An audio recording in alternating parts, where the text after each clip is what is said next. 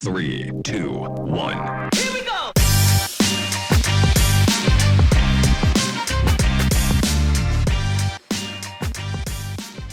Welcome to the North Carolina Youth and Government YAGcast. We've got another edition of our media podcast featuring an alumni spotlight interview. We're doing something fun for our Youth and Government program. We're interviewing alumni to get a sense of what they did in the program, what they're up to today, and lessons they've learned along the way. My name is Megan Hoyt, but everyone in this program calls me Boz. And today I'm thrilled to be co-interviewing alongside Jinhee Frecker, who is a current presiding officer. And we are excited to be in conversation with Tucker Piner. Today, Tucker lives in New York and works in sales and business development in the fast-paced industry of blockchain research.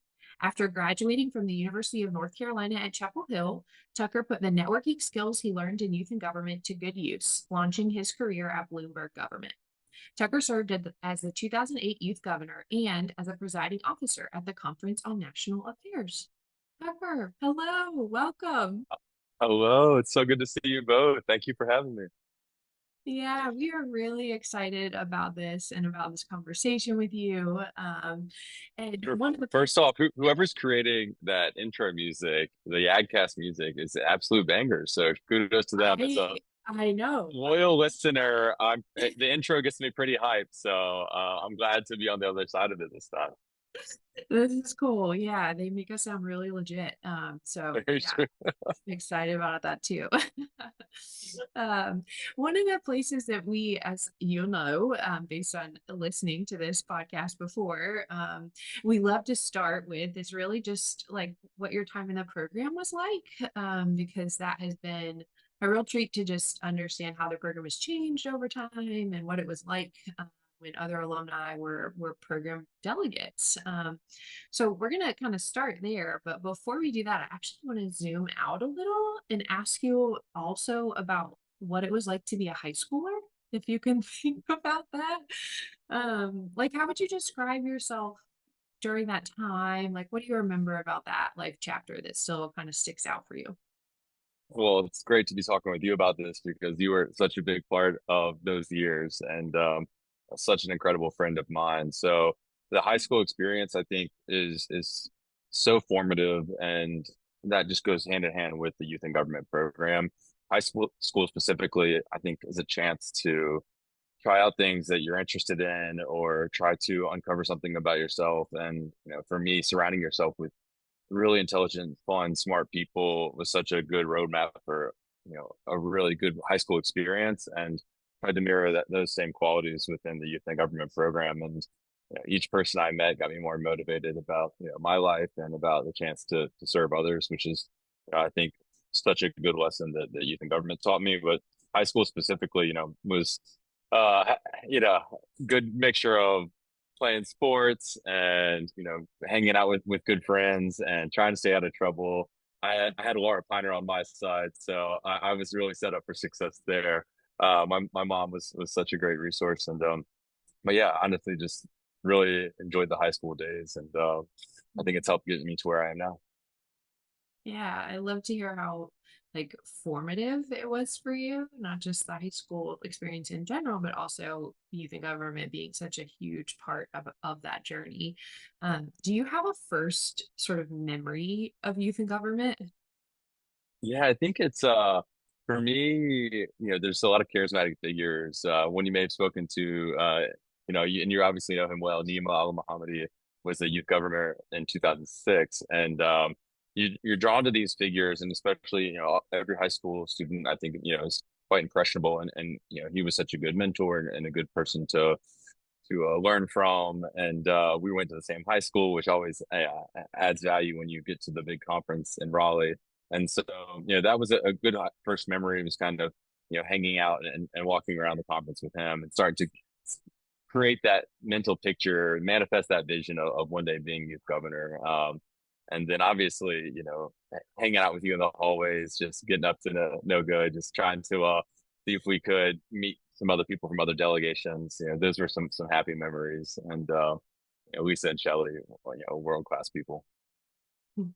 So kind of like as you were saying, like the people are a really big part, but do you have any specific memories or like a funny story from YAG that you still remember today? Oh boy.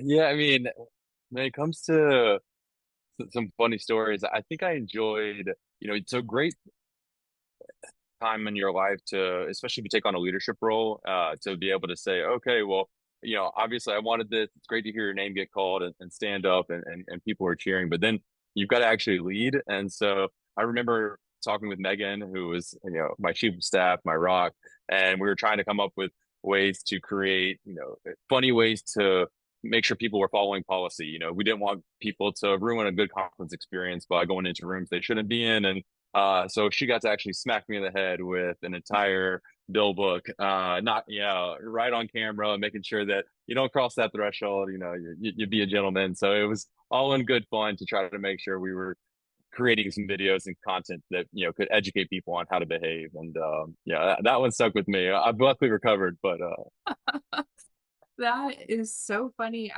do you have remember that? memory of that video. Yes. And it's funny to talk about now because now the media team makes like stellar, incredible, Yeah. amazing videos. And Like Jinhee, this so is before the pre-TikTok. days, This is pre yes, pre-Instagram. I mean, I think that Yeah. video's on Facebook somewhere, probably, hopefully not. Uh, Um, yeah.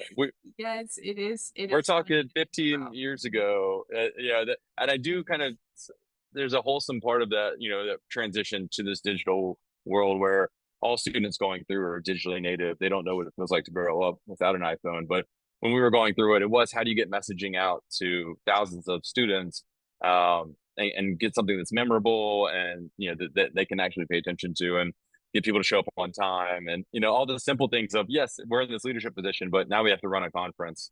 And, we didn't have apps on our phones then. So it was, a little bit different time, different world, but we did our best and couldn't have got it through it without Megan.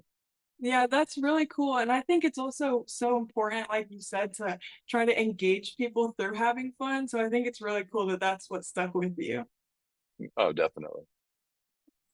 Yeah, and just really thinking, as you said, Jenny, about like, I mean, what does it mean to like reach people, and you do that with the tools at your disposal. Yeah. And I think one of the things that is really important about reaching people at the conference is if you are running for office, which Tucker, we know that you did a couple times. Kind of, I think you were maybe one of the first few people that sort of did that Speaker of the House, youth governor trajectory, which has now kind of become like a way that students really run for that office. So I'd love for you to tell us a little bit about like what motivated you to run for office. You mentioned kind of knowing NEMA, knowing a previous governor, but what was that motivation for you? Yeah, for me, it was, there's definitely enthusiasm for servant leadership that I feel like I've always had, and it's not just about seeing yourself on stage or that attention-seeking behavior. It to me it honestly came down to feeling like I had ideas that could make the conference better. It wasn't just a title that I wanted or something on an application. I really cared about bringing different folks from different communities together at this conference. It's such a unique snapshot of society, and I that was sort of a big motivation for me. How do we grow the program?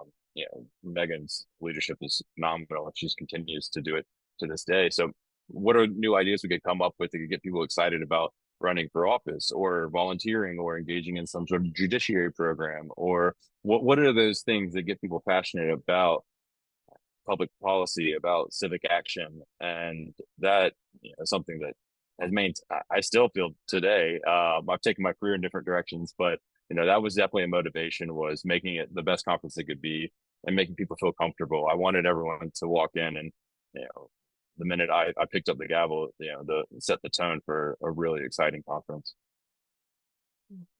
So as you said, about running for office, this year I'm running to be lieutenant governor. So do you have any advice for people running for positions? Oh boy. Yeah, campaigning, I definitely feel like it's a good, high school, you have so many challenges already on top of trying to go out and market yourself to thousands of people. But I wouldn't try to, I would almost try to zoom out and think of, what a cool opportunity it is for you to tell your story, and be the one telling your story. I don't feel like you can come up with all the fun slogans and, nothing can be finer than a vote for Tucker Piner. That I feel like that could really connect and get some votes for me back in the day, but not all that stuff is so meaningless compared to if you see somebody who, you know, is working on their bill and, by themselves, go up and have a chat with them. If you see somebody who's, trying to find out which way to go, or a younger student who might be their first experience, go up and talk to them. I feel like that connection is irreplaceable compared to some amazing speech. And obviously that's a lot of stuff that gets people remember, but for me, it's those little connections I think are so important. Yeah, thank you. That's a great question.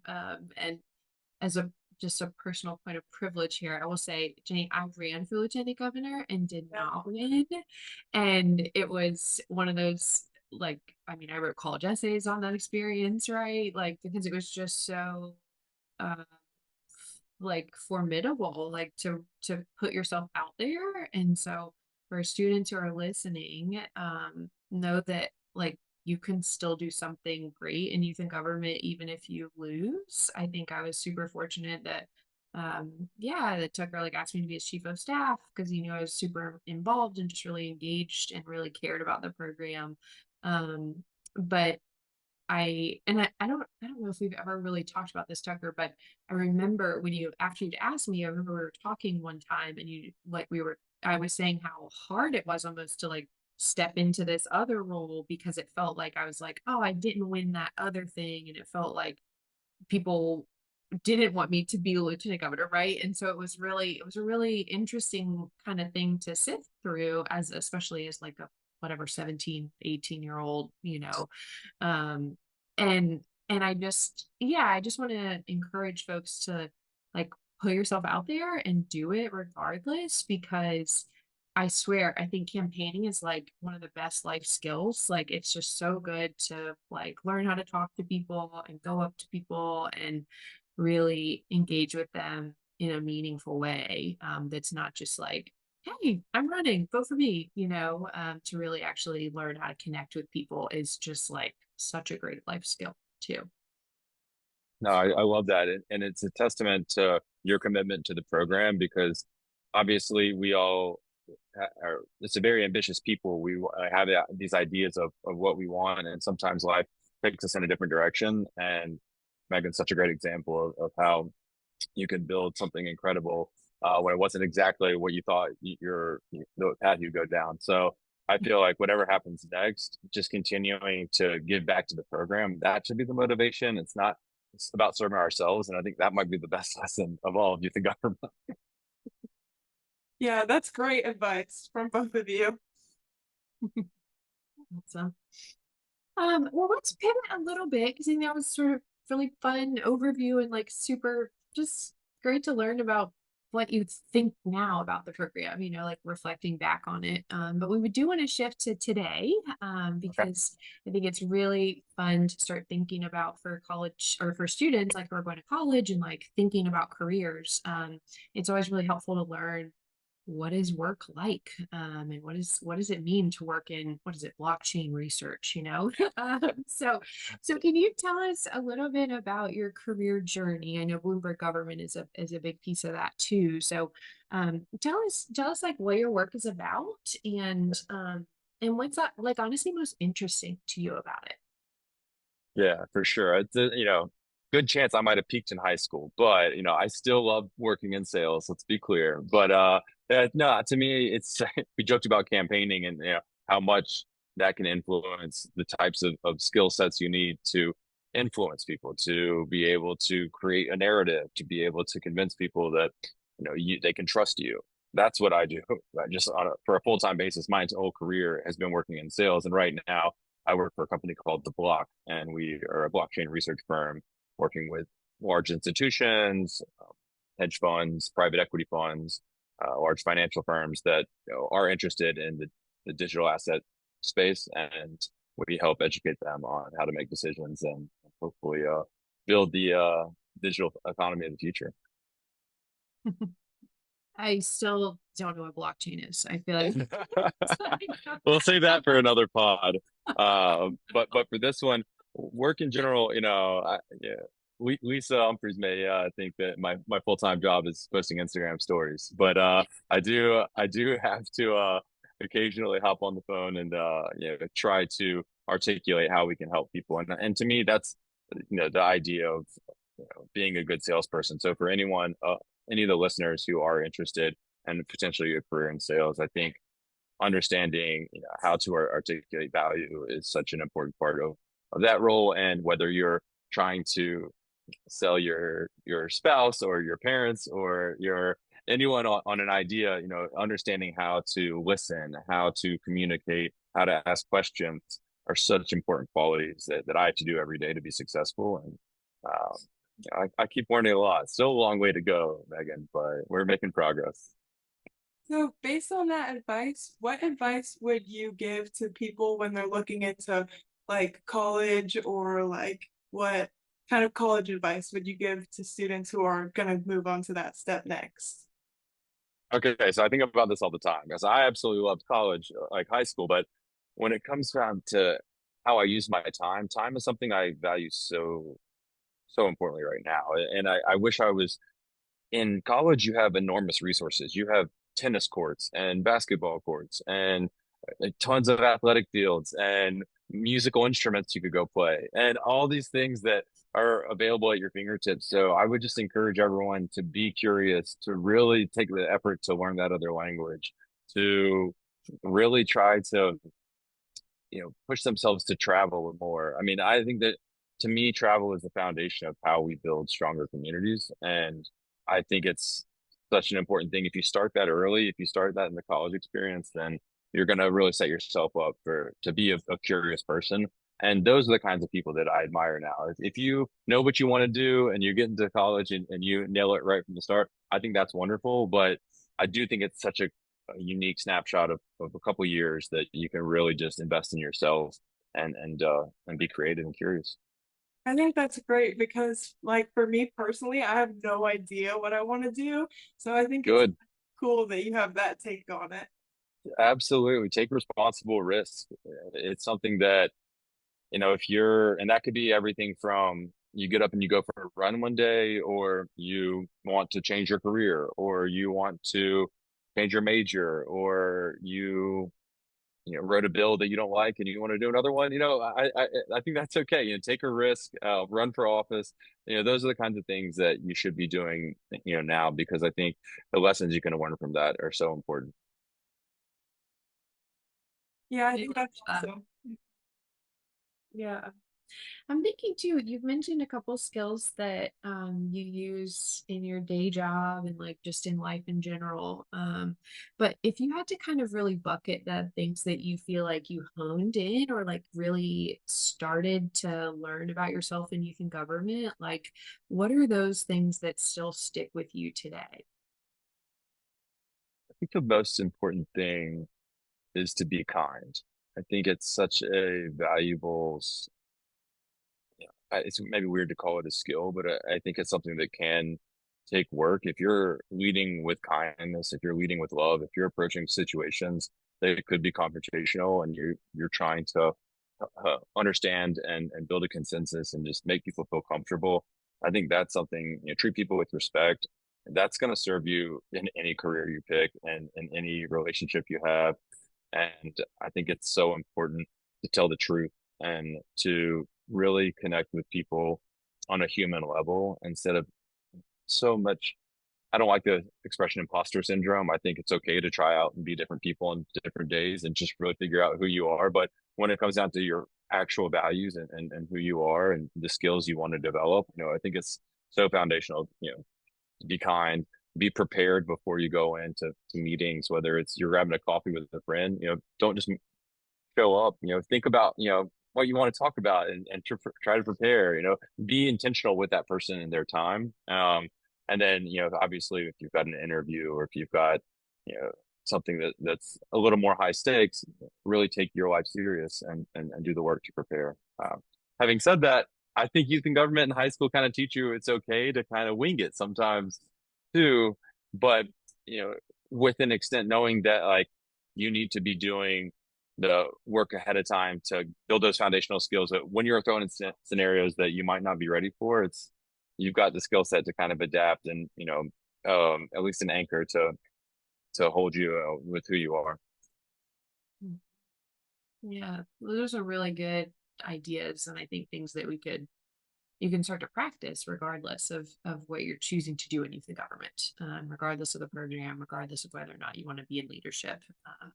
Yeah, Learning how to do those things are yeah, are kind of quintessential almost. Yeah. for sure. Uh, One of the things we want to ask about too is, one of the mottos or the motto of youth and government is that democracy must be learned by every generation, which has always been really inspiring to me. And so, are there ways that you have stayed involved locally in the communities where you've lived over the years, or ways that you think about wanting to get involved more now as an adult? From a democracy standpoint, I voted in pretty much every election, even the small time ones. But from a more of a public service angle is probably how I've stayed involved. I'm a regular blood donor, and for everyone who's eligible, once you're 17, donating every 8 weeks can truly help save lives. From a more public policy standpoint, I definitely feel like I've tried to the the last 8 years, I think, have been, somewhat challenging, six to eight, from a political standpoint, where a lot of times, and some people in the audience might feel this way, where they don't fit into any party anymore, and they're trying to uncover, where they can align with their values, and I think that's okay. It's more doing the work on yourself to try to understand. Don't just kind of go with the wind. If you're in a crowd where people are saying things you disagree with, definitely don't just kind of follow that crowd. So I feel like that was something really helpful that youth and government taught me, to do the work on myself and that do the analysis, to think, okay, maybe I used to think this way, and it's okay to change your mind. And I think that's where good life experiences can help you. Don't feel like you need to fit into this Republican or Democrat category. You can definitely feel like you are an individual and somebody who has a lot to offer America, and don't need to be bucketed into a specific category. So I'm doing that work right now. I've got some friends who are work actually for a really cool opportunity called the Forward Party. They're trying to create a new party that I think has a lot of value. And I've definitely made my political contributions and tried to contribute in that way. But yeah, let's have that conversation on ways that I can get back in the arena. It's It something might that be I think time, we all Megan. think about. No, I think Yeah, something we all think about. I mean, even at like a very grassroots level too. Like, what are you doing locally? Like, and not you personally, but just like I yeah, think about that a lot. Like, I think about what kind of neighbor am I? What kind yeah, of citizen am I? Just because I didn't do media, it doesn't mean I can't write a letter to the editor. totally. And yeah, I think I called into a city council meeting during COVID. It was on a laptop, and it was so interesting to me because I still got nervous, right? I mean, Yeah, it was exactly like doing what you do in youth and government, which is just make an argument, like make a yeah. statement, and be persuasive. And so I think regardless of whatever program area you're in, it doesn't have to be legislative, doesn't have to be a lobbyist like Jenny was, you'll learn how to do that and how to make your case and kind of persuade Mhm. people. Yeah. Advocacy is so important because we need more people who care and care about their communities, care about each other. Uh, and advocacy can look many different ways. It can be talking to that neighbor, or it can be living a life that is lead by example, or it can be attending those council meetings.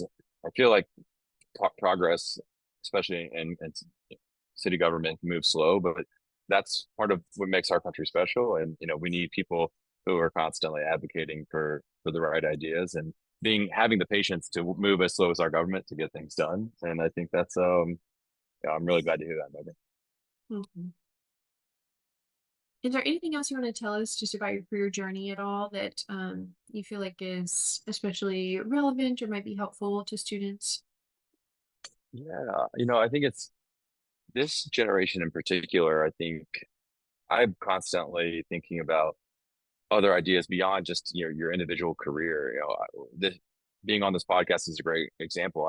My biggest advice would be start some side hustles. Whether it's you're working with brands and being ambassadors for brands that you really admire, or you want to just write more and be able to start a Substack and be able to put your thoughts on paper, or online, and be able to really express yourself there. But creating opportunities outside of just I show up to work and they give me a paycheck, yeah, is so important. I've got a couple of things that I'm working on right now, but yeah, I think it's that would be, they say that most of our generation now have multiple revenue streams. So I think it's quite common that you're not just working for one employer, but if you have the luxury and to be able to work on different projects, I think that's a great way to stay involved and stay active.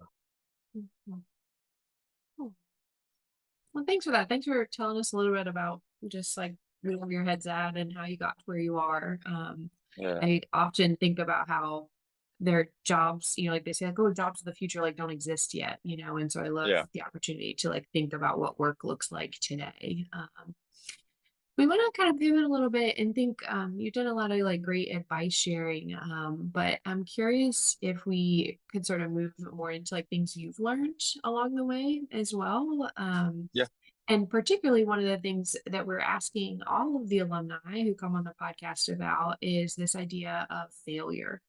It's something that's a topic that's like not talked about a lot. It's not something that people lead with, right? Their biggest failures yeah. or even want to share. So if you could just tell us about a time, maybe when something didn't go your way, or think about that time when something didn't work out, that experience of failure, and like how did you work through it? Like what was not necessarily the lesson out of it, but just like what was important for you in that moment? Yeah.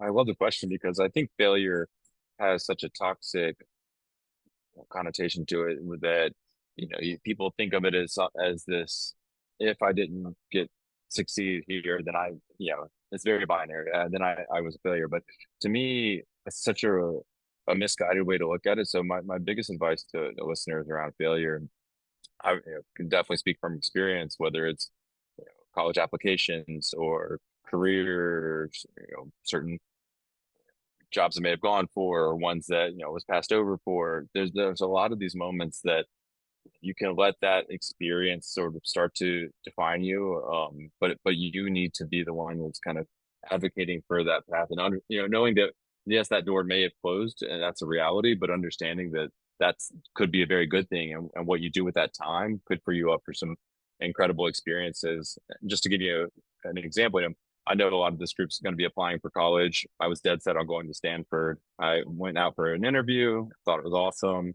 amazing experience. Applied early, decision, early action, but then just didn't get in. And so I was like, all right, let's regroup. Let's think about what I'm going to do with my life. Ended up going to North Carolina, go Tar Heels, and became the most defining experience I think I could ever imagine. Not saying that I left. I'm sure what could have worked out well there, but I didn't view that as a failure. You know, obviously impacted by that, and it's okay to be emotional, and it's okay to really go for things. But then I just really doubled down on myself and got excited about this new experience, and has led to incredible friends, incredible job opportunities, and just an incredible life. I think that's really good advice, especially as somebody who's a junior now, because I feel like a Yeah, lot of people now have their dream school and it's like that's like a make or break for them. So I think it's like good to like see that in somebody else's life, like it's still super okay and like everything works out where you're meant to be. well, and Jenny, what if I, ended up going to Stanford and then, became a failure there? You never know what life could play out, and so you might get what you want, but that might have been the wrong thing that's for you. And so much of your life is what you create, and you're going to get out what you put in. And so, I think that's true for the youth in the government program. It's true for the way you handle failure. And so, obviously, I hope you only have sunny days ahead of you, and for everyone on this call, but that's just not the reality of life. So Yeah. let's let's believe in ourselves and really make the most of every situation. Like my blood type, be positive.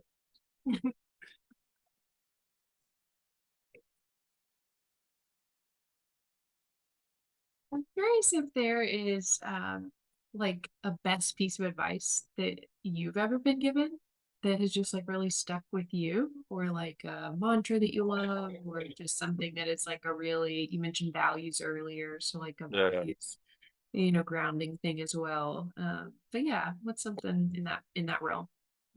Not many people on this call have met her, but find someone like Corinne Piner and never let her go.